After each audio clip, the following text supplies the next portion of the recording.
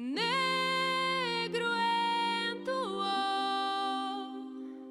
dia, hoje iremos falar sobre as principais personalidades negras do Brasil. Maria Filipa, pescadora vendedora de família negra. Maria Filipa participou da Segunda Guerra Brasileira-Portuguesa da ilha de Taparica. Ronaldinho Gaúcho é um jogador de futebol brasileiro considerado um dos maiores jogadores que o Brasil já teve. Ronaldo foi pentacampeão pela seleção brasileira em 2002 pela Copa da Coreia e do Japão.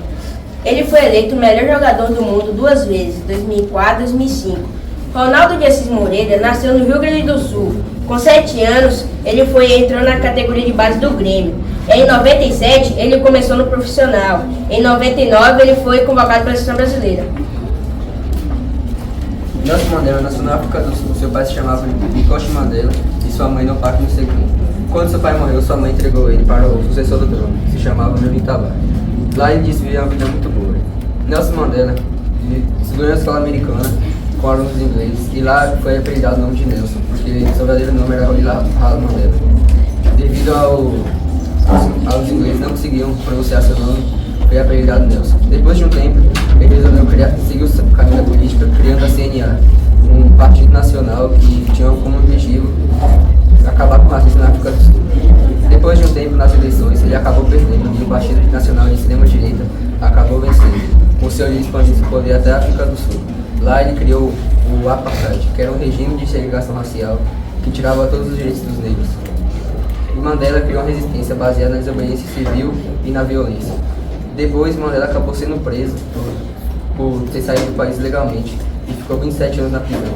Lá ele foi dado 3 chances de liberdade, porém como ele não concordava com as condições, ele acabou ficando preso. Pelé e suas principais conquistas. Durante sua carreira, Pelé venceu 3 Copas do Mundo, a de 1958, 1962 e 1970. Com isso, ele se tornou um dos únicos jogadores a alcançar tal feito. Além disso, marcou quase 1000 gols em jogos oficiais. Com o Santos, conquistou Taça de Libertadores e Mundial de Clubes. Glória Maria Mata da Silva foi uma repórter, jornalista e apresentadora da televisão brasileira.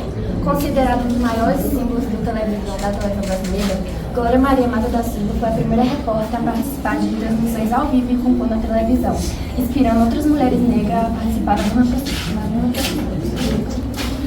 Antonieta de Barros nasceu em 11 de julho de 1901 em Florianópolis, capital do estado.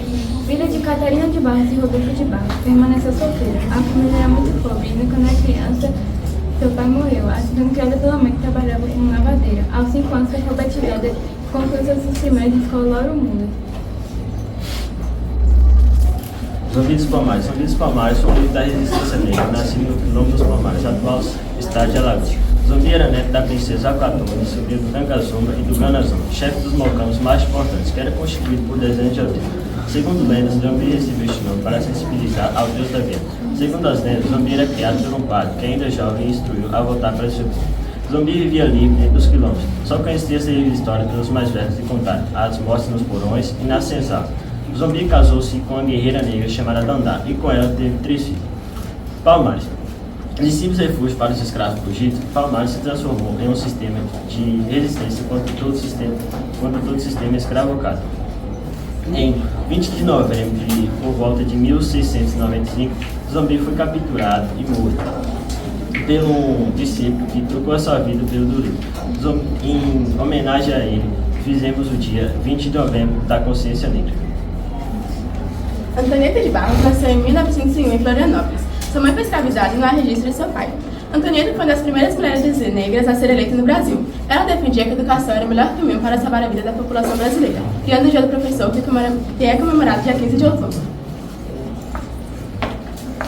Glória Maria foi uma jornalista que viajou ao mundo desde 2011 para gravar reportagens especiais para a Globo. Glória Maria Mata da Silva nasceu no Rio de Janeiro em 1949, dia 15 de novembro. Sabotagem, cujo verdadeiro nome era Mauro Matheus dos Santos. Ele foi cantor, compositor, ator e lenda do rap nacional, nascido em São Paulo em 1973. Ele viveu na favela do Canaã, no Brooklyn, até 1998. Ela, em 1940 e 1922, foi um grande jogador de futebol conhecido como Rei Pelé, onde ela encantou o mundo com seus passes livres. Foi nomeado embaixador mundial do futebol, foi eleito atleta do século no Santo Futebol Clube, onde atuou mais de 2 décadas, ganhou mais de 40 títulos. Pelé foi artilheiro do Campeonato Paulista, ganhou 11 títulos, das quais não tirou consecutivos. Artilheiro da Taça Brasileira e da Taça Libertadores, se tornou ele de Rio de São Paulo. Pelé cresceu as estrelas na seleção brasileira com apenas 17 anos em completo. Machado de Assis. O Joaquim Maria Machado de Assis, cantor, compositor e poeta. Machado de Assis nasceu no Rio de Janeiro em 29 de outubro de 1929. Também faleceu no Rio de Janeiro em 21 de setembro de 1908. Amiga e admirador de José Alencar, que morreu há cerca de 20 anos antes da inauguração da UPL. Maria Beatriz, nascida em 1942, migrou com sua família com apenas 7 anos de idade para o Rio de Janeiro, onde começou a publicar seus livros e poemas. Maria Beatriz foi morta por 5 tiros pelo seu companheiro Antônio Ramos.